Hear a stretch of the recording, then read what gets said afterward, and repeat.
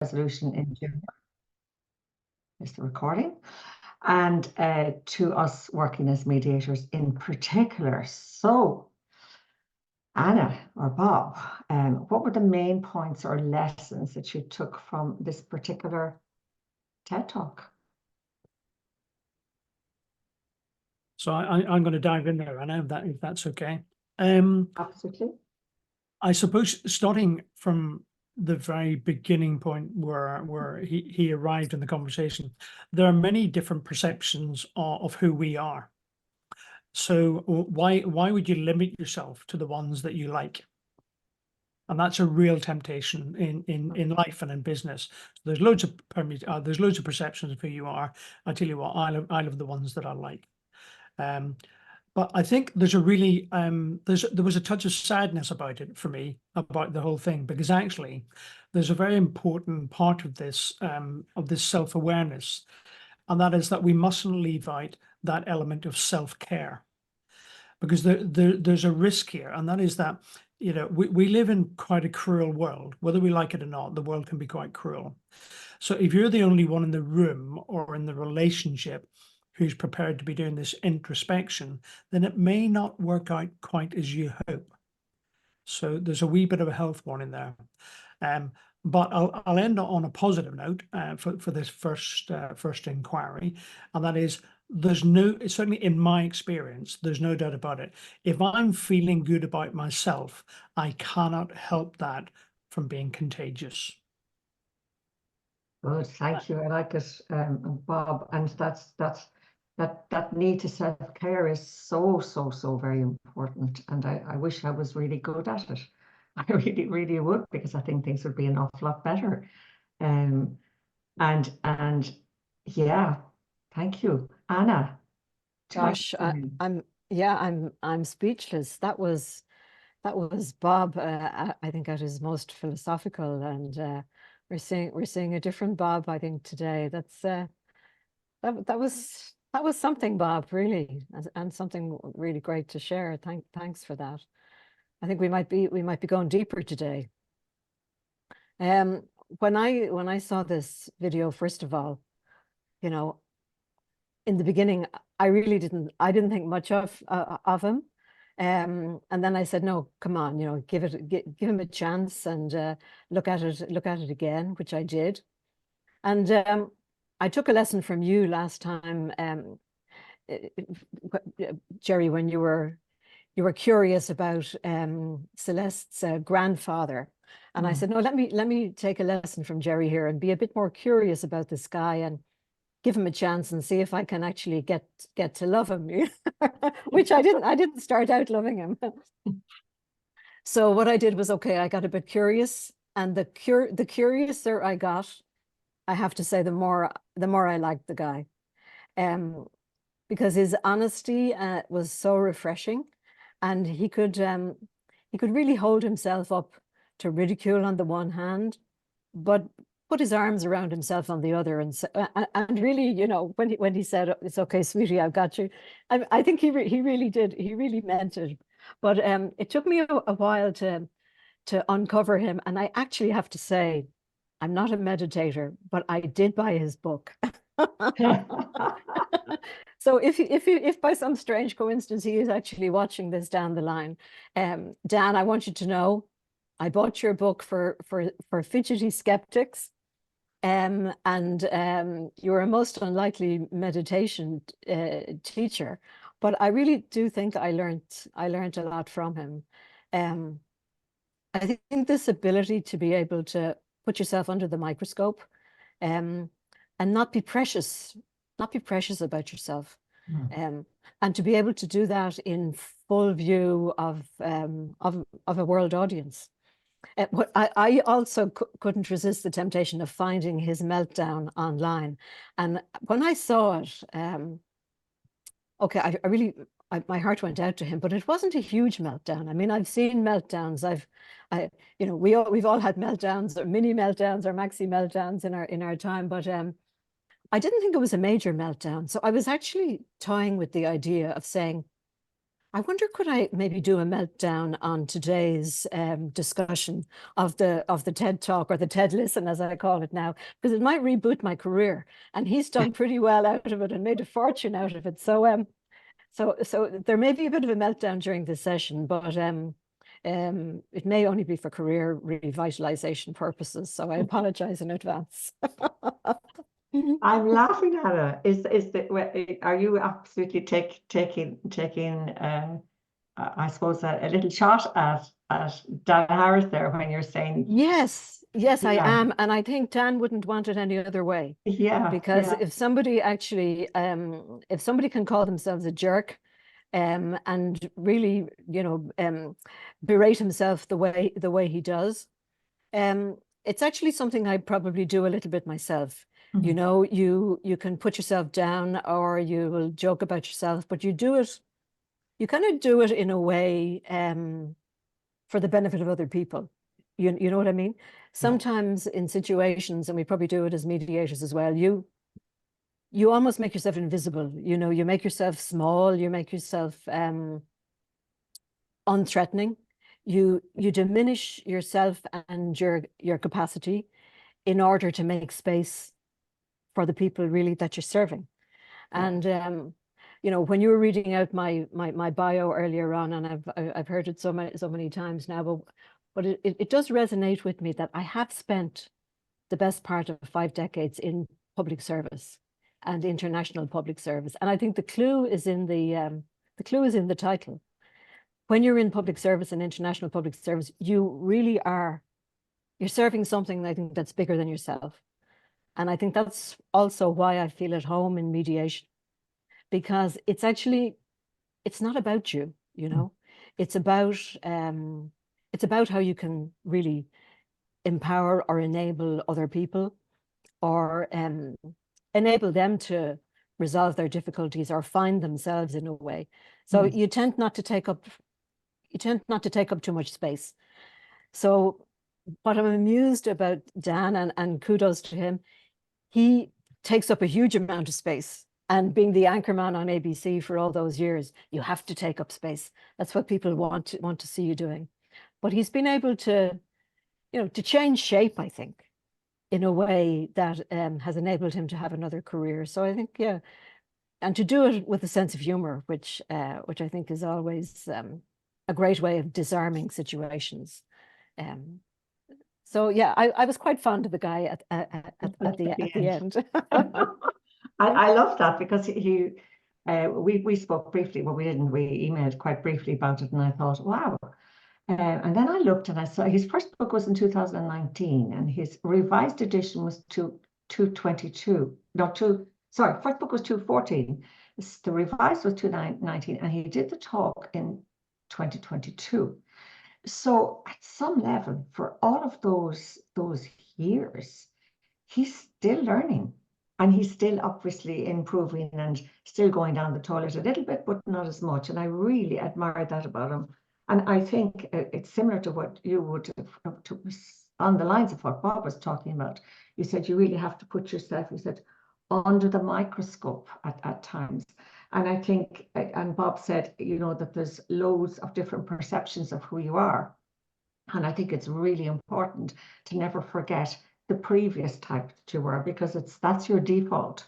And that's what you could go back into so very quickly. And it's what happens in mediation when one person says something that irks another, and the other has determined to come in most polite and most to do all the right things. And then they freak because they've been taken back to default. And I think if we forget our default, we won't manage to keep going. And he told us all about his default position there so strongly. And I'm just thinking, it was NBC News or ABC News, though. I think a meltdown there is a really big meltdown. And I don't think you'd do it deliberately in order to serve the public in a better way. But I can see how one can do it, or we can do it on many other occasions. I just thought he was. I can see why he obviously has control of the title, and he called himself a jerk. And that's what he portrayed himself as a jerk. But my God, that man tried so hard. He really, really tried so hard. And he did psychotherapy, he did communications coaching, he did bias training, he did couples counseling. And at the end of all that, he still said he was still getting snippy and being selfish. And that's when he had to hold up that, he mentioned he was most ashamed after the first 360 because it showed, and the word shame is such a heavy, deep word, because his anger and his self-centeredness was on display. And to be able to do that and say, look, I really need to do something, requires an awful lot of introspection, reflection, maybe a really great wife who's telling him what he's really like, and obviously the 360, but courage to change. He could have just become depressed and turned into himself.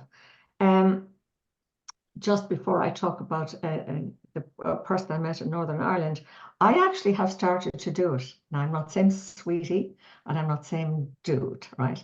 I'm just saying, Jerry, it's okay. It's fine. Everything's going to be grand now. Just leave me. And it's been spectacularly successful, as long as I keep remembering to do it, for self-criticism, for all those things that bring us down. And I suppose Bob said that the perspectives of ourselves that we know we have.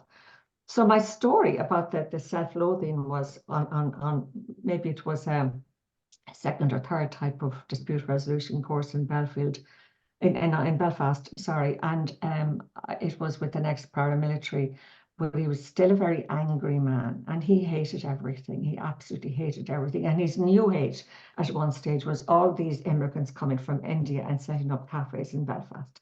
And we have enough problems here. We don't want them. We don't want those kind of people, he said. And I asked him what it was about those kind of people. He said, oh, you never know, and you never know, they could be dangerous, they could do anything. And slowly, I brought him around to ask him the question. I said, tell me, how much do you love yourself? It was an extremely long silence. And I thought, oh my God, I'm with the paramilitary here, even though. And he said, I actually hate myself. And I thought this was an incredible admission from a man who was really powerful in Belfast. Everybody knew him in the South and in Belfast. And he said, I actually hate myself. And that really let me know. It's what came to my mind all those years later. It came to my mind listening to Dan being admitting that he was a jerk and he really didn't like himself.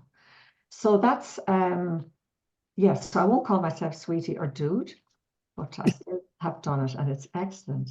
So I'm just wondering, I mean, that's about Dan and Harrison, the man, and his journey and so on.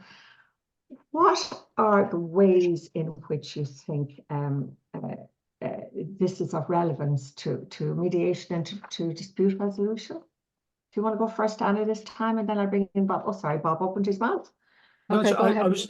Go ahead, I was just going to rewind slightly, because when I first listened to this, it was hilarious for me, because it took me right back. I used to work for a large Japanese consumer electronics company. I won't mention the name for copyright reasons or whatever. And that was right at the height of everybody doing 360s. And it was a big HR thing, 360s. Like, you wouldn't get away with them these days. You really wouldn't. But anyway, they were all the rage. So I went into my then boss. He was the director of this particular operation. And he barked at me, what do you want? I said, I'm here to do you 360. And he went, Bob. Now, I'm not going to use the actual terminology that he used, but he said, I know I'm an expletive. I don't need 7 other people to confirm it. And that was it. Yeah. And I said, well, what do I do with this? And he said, well, we'll fill it in yourself without interpretation. So I did. And actually, interestingly enough, 360s, within a couple of months of that, kind of died a death. And you know how these corporate initiatives die a death? No one just ever talks about them again. So it was quite interesting. So that released me at the time from this degree of introspection that because introspection without a safety net is actually a very dangerous invitation to people. And particularly in mediation, where we're saying, okay, because, and I've mentioned this a number of times in these TED listens, is the courage that it takes to come to mediation must never, ever, ever be underestimated. Yeah. but the rewards are there. But actually, there's a very fine line. So, and Anna hinted at it earlier, who are we in the room? And of course, we are the very small, quiet, but actually we are, yeah, we do carry a significant influence in how it develops. And one of the ways that I get around that by using this, not being a jerk to myself, but also not being a jerk to others, because there's a real temptation in mediation to be the smartest person in the room. And that's a temptation that we all, if we're being honest, face. And we need to be careful of that. So what Chris Voss or Uri or others will tell you is, you know, the accusation audit that you have to have. And that accusation audit in this space is self-deprecation. So self-deprecation goes a long way in this particular space. It does for both parties or mediation participants and us as mediators. Yeah. Yeah. So, Sorry. sorry. Can I just respond to yes, something that Bob said there, because I think it was very, very interesting. You know, I've done 360s myself. You know, as you say, it was really flavor of the month in the HR world once upon a time, and it can be pretty brutal. He describes his as being the colonoscopy version of it, and I've had those too. But we forget really that the 360 it's very much within a working context. You know, so it's really looking at you and your behavior through the keyhole of your work and the working environment really that you're in. So I think you have to remember that it's in a limited context. But it occurred to me when Bob was speaking there that isn't that a way really of looking at mediation? I mean, in a way, isn't mediation almost like setting up a situation or an environment for the people in conflict to enable them to do their own 360? Yeah. Do you know what I mean? It just occurred to me when he was saying that I think at its best, that's what we enable them to do. You know, we enable them to stand beside each other or to stand outside of the conflictual situation, and then to be able to actually to get their bearings really on where they are, to be able to maybe to listen to themselves, to be able to pick up the echoes of their conflict and of their relationship with the person perhaps that they're in conflict in. And I find this very much if I'm dealing with people, first of all, before a mediation, and I'm dealing with them on a one-to-one basis, very often you can see the nature of the conflict and the dispute changing from the very moment that you engage with each individual person. Because, you know, when you're saying to somebody, can you just explain that a little bit more to me, and why did that happen? Or you're just gently probing to try to get an understanding from them as regards what their situation is. Very often in that questioning that you're giving back to them, or that gentle probing, they will say, well, I didn't think about it like that, or now that you ask, I hadn't thought about that, or if they have to offer an explanation that they haven't perhaps even offered to themselves, it can be quite enlightening. So you can see that the nature of the conflict or the dispute can actually change and emerge and grow richer and grow deeper, even as you're going through the process of the pre-mediation with the people. So I just think that at our best, we should be enabling people to be able to do their own 360, and then to be able to detect where are the obstacles to moving forward, and really work out their own best flight path to be able to emerge really from the conflict. So I like the 360 analogy. Yeah. Yeah, I'm certainly picking it up and loving it. Really, really loving Yeah, it. it's nice, isn't it? You were mentioning that the 360 analogy, it allows them to pick up echoes and Yeah. to hear themselves speaking, but the brutality of it sometimes in mediation is that they need to actually hear the impact they've had on others. Yes. And if they're able to go to that place and really listen, it must be a very, very hard 360 to do, because that's what it is. And knowing that the other person at some level is going to want an apology or an explanation or something. So they really are on the spot. And I certainly take up with what Bob has said. It is not easy. I have never been to a mediation as a participant, but I think, knowing all that I know, I would find it really difficult, really difficult. And the idea with us, for us as being mediators, is not all about us. and I think it was Bob referenced that as well, is just so very true. I think Yeah.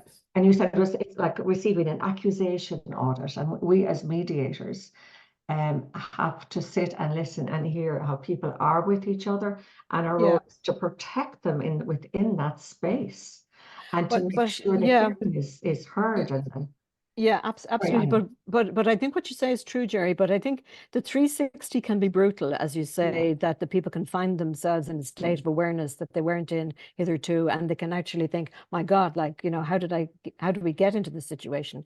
But I think there's another move, and I'm probably going back into my navigation terms now, having worked for so long in air navigation. But 360 is one maneuver, but it just takes you back to where you started. yeah, But there's a 420 maneuver as well. And the 420 is that you do your 360, but you go that extra angle. You're moving forward, or, you know, you're moving into a new trajectory.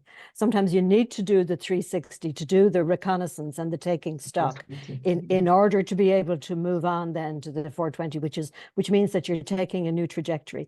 And for me, that's the moment of I would say, transformation in the mediation. I mean, what we're looking for is we're looking for something more than awareness. We're looking for that transformation. We're looking to enable the parties to make that change in their trajectory and go a new way.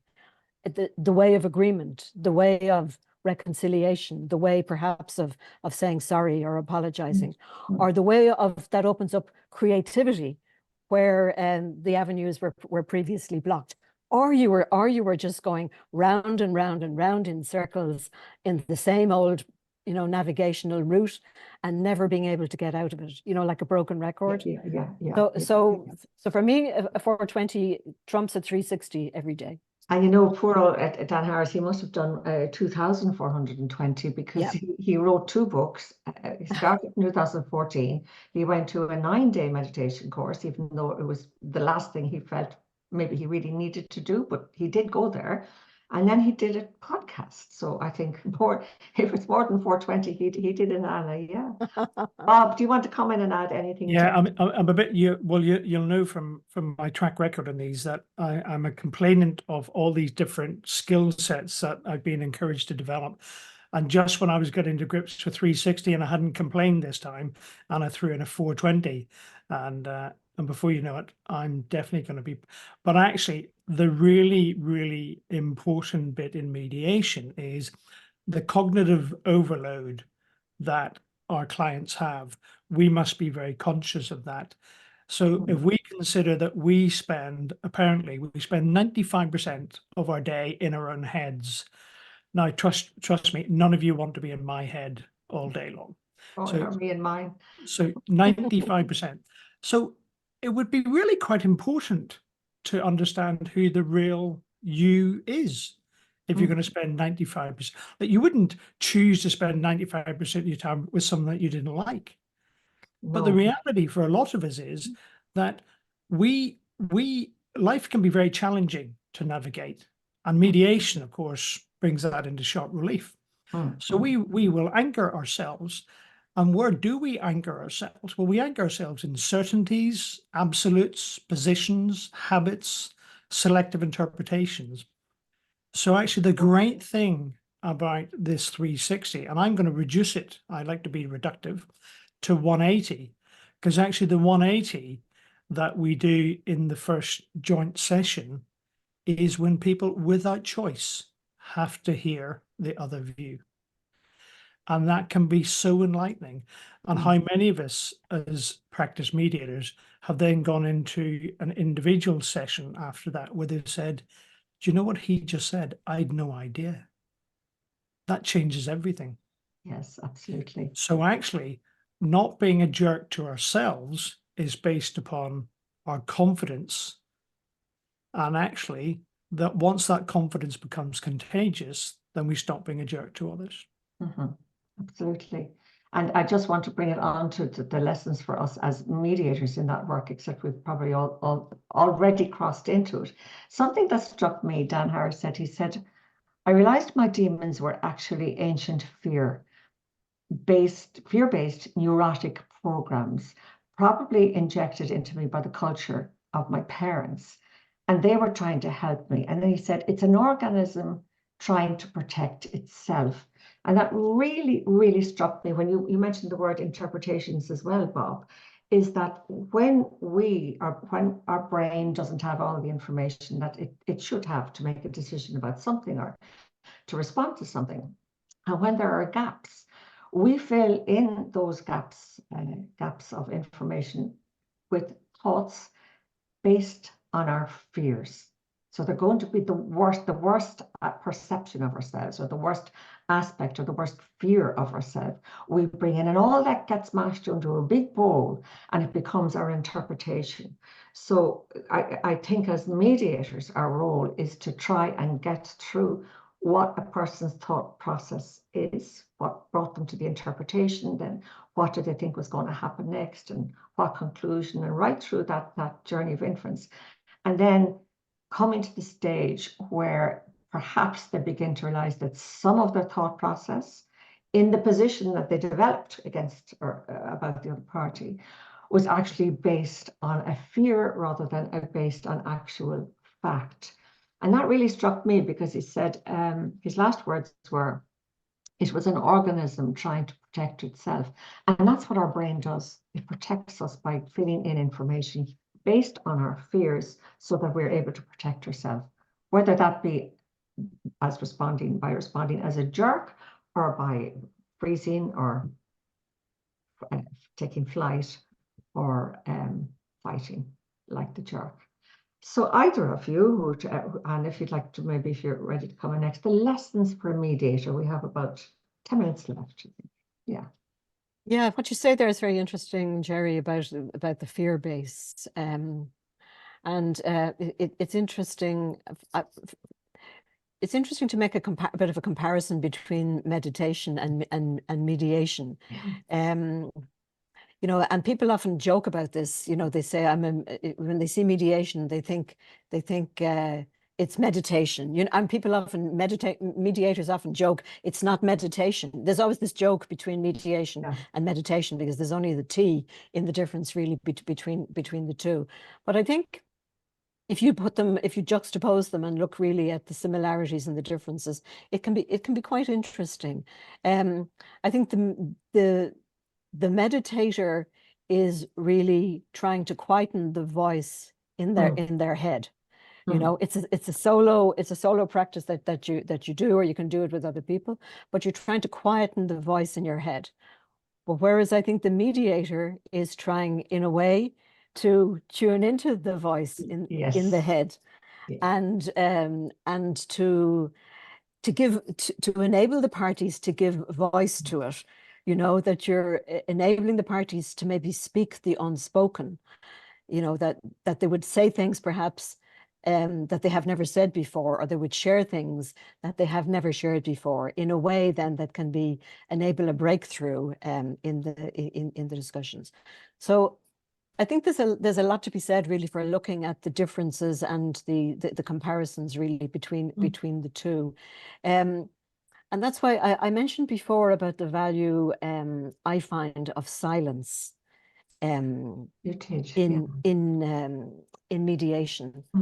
And I mean, if I were to say to you now, you know, let's just take even 30 seconds of silence, and let's think about this, and let's invite people maybe to think about what is there one thing that perhaps for the people who meditate, is there one thing that you do in a meditation session that you could actually think, how can I transfer that now into my mediation practice?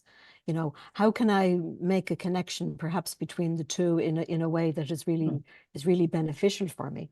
And if I say to people, let's just take even 30 seconds of silence to do that, and at the end of it to maybe put your hand on your heart and say, it's okay, Jerry, or it's okay, it's Bob, or it's okay, Anna. I've got you. Yeah. So let's just do an experiment and just try 30 seconds of silence and see what it feels like for people, and see if there is something that may come through for them at the end of that 30 seconds of silence. What So do you think? well, I think it's a super idea. It's like we planned it, but we didn't. Oh. But it was, as you were speaking, I was thinking this would be a really good idea. And then those of you who are listening and thinking and reflecting on all of this, if you want to put something in the chat box, and could I recommend maybe not just the meditation to mediation, but what are the connections between mediation and meditation? Yeah, if you're the expert at asking the questions, Jerry, you know, and this is your training expertise. So could you ask a question of us now that focuses our minds, and allows Thanks, us, Anna. yeah, and that allows us to enter into this, say, 30 seconds of, or even 60 seconds of silence and reflective practice.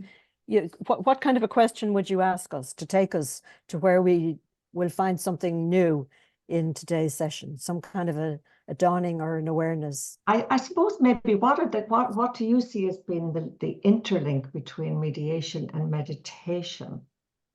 What do you see as being the interlink? And then where do you yourself come within that interlink to think about that? Would that question be okay? Yeah, that sounds good. So what do you see as being the link between meditation and mediation? And then where do you see yourself coming into parts of that link as well? So it's really the As bridge mediator. then. Maybe it's the bridge between mediation and meditation, that we could take a little step across between one and the other. Okay, so let's go. 30 seconds. I should Right. time it and pop it in the chat box.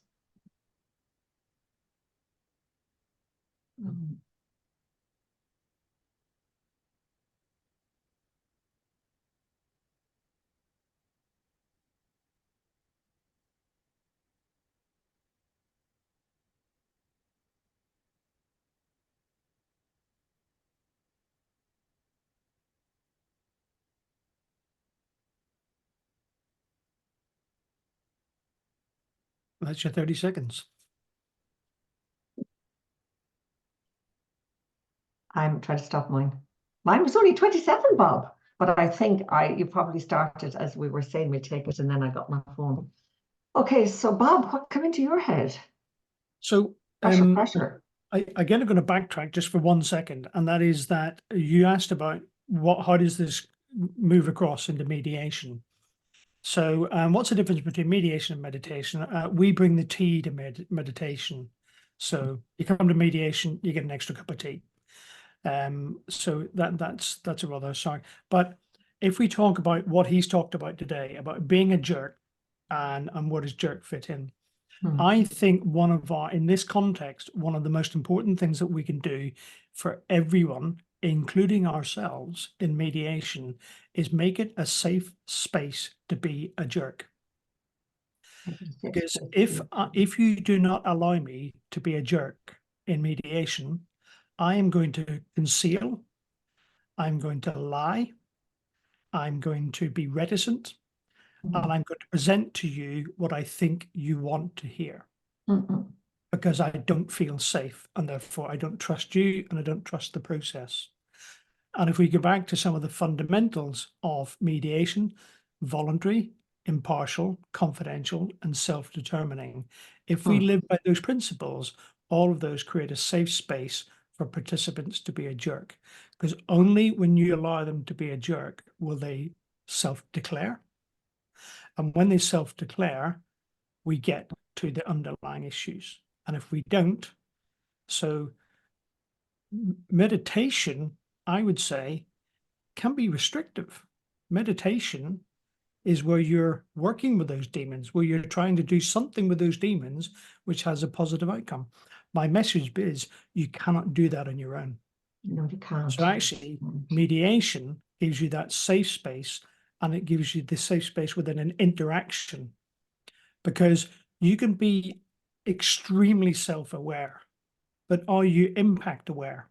And I would say that many of us are more self-aware than we ever used to be, but we're still not impact aware. And when we get confused by the impact that we have upon others, then we revert and we go back into jerkdom or jerksville. Okay, and that brings me to my next question is, how do you manage a jerk? How do us mediators need to manage a jerk in mediation? With compassion. compassion, with space. You mentioned earlier, give them space to be a jerk. Anything, any other ways, any ideas, Anna? And then you come back and Yeah, I think what struck me in the TED Talk, but it also struck me in the book that I read afterwards, and I've got it as an audio book, so I could really hear him talking and get the resonance of what he was saying. He was talking about the importance of a meditation practice. You know, that it's a practice that you do every day, and the important thing is showing up every day and doing it. And for me, that's where there's another similarity between meditation and mediation, because with mediation, it's very important that we have our practice. And, you know, sometimes in between jobs or in between work, it's something I think that we perhaps need to do on our own, to actually have our mediation practice, you know, to be able to tune in to our mediation practice and to be able to see, is there something, you know, reflective practice, for example, is there something that I can learn from the last session that I did or the last mediation that I did, and how am I going to change that really for the future? I think the value of reflective practice as part of a mediation practice is absolutely huge, and that's, I think, where there's a bordering on the meditation practice, you know. So reflective practice is almost like a meditative experience for mediators, and I would strongly encourage that. It's an important part of my practice, and I think even our TED Listens here is an element of that, because we're sharing that reflective practice among ourselves and with an audience as well. So that's what it says to me. All part of working with the jerk. Give them space, be reflective. Going back again, it's not all about you. Or to me, that was a really important thing today. It's just not. It's not all about you. As a mediator, your space is to be there to facilitate. It's not about how am I doing? Am I being a jerk? How am I going to manage this jerk? Whatever. And just briefly, I suppose, on a practical level, for me, to manage a jerk is always having that in-depth separate meeting beforehand, to really get to know what it is. And I would see jerkdom, or somebody being a jerk, as coming in with their position. And if they come in angry with their position, that's the most wonderful gift us mediators could get, because it lets us know there's something there. If you can get down beneath it and through it to the underlying interests, which will be the way in which it will be solved. So we do need to finish. I just have a few things to add for everybody. There was nothing in the chat box, so maybe everybody fell asleep and went into pure meditation for the last few minutes. Next week, it's next month, on the 21st of May at 1 p.m, it's Julia Galef. Why you think you're right, even if you're wrong. I love it. She said, perspective is everything, which she talked, we need to know all our perspectives, our own perspectives, Bob. Especially when it comes to examining your beliefs. Are you a soldier prone to defending your viewpoint, or are you a scout spurred on by curiosity? And she asks, when our steadfast opinions are tested, what is it what are we yearning for? What is it that we need? So it looks really interesting, really, really interesting. Everyone is welcome, not just MII members. As you know, it's been recorded, and the recording will be there for you to access later on. Our annual conference, this is messages from Scott, are in Belfast this year. It's the 18th and 19th of October. And so far, two of the speakers are, I had it written down, Baroness Ashton. Where do I have it? Sorry, hold on. Yeah, Baroness Cathy Ashton. Cathy Ashton, yeah, was she was an EU commissioner she was also a British Labour politician. And the other person is, to me, it looked like she had everything. She was a psychotherapist, she's a coach, she's a trainer, she's a consultant, she's a mediator. She's got all of the kind of extra things that some of us do in order to go into that world. And her name, Bob? Is Monica Hanaway. Well done, thank you so much indeed. And I think, can I just say something personal about my LinkedIn newsletter? It's also on my website. But unfortunately, LinkedIn have spent since the end of January trying to find my 3,000 subscribers, which they haven't done. They tell me they're continuing to thank me for my patience. It's now the middle of April. I told them very clearly not to ask me that question anymore, or not to say thank you to me anymore. But I've made a decision. All of the new subscribers, I'm texting, I was sending them a message on LinkedIn saying that, giving them the link to sign up on my own website where they'll be guaranteed they'll get it and won't have to rely on LinkedIn. And just a really great quote I got from a colleague of mine on LinkedIn. He said, you might spend years building a really solid house on LinkedIn, but you're doing it in a rented field. And I thought, yeah, I can, nearly 3 months hassle, I can see that. So thank you so much for everyone. Thank you to Bob. Thank you to Anna. Thank you to Alison, as ever, back managing all the tech. And to Stefan as well, back in the MII base. And see you next month. Thank you. Bye, everybody. Thank you. Thank you. Take care.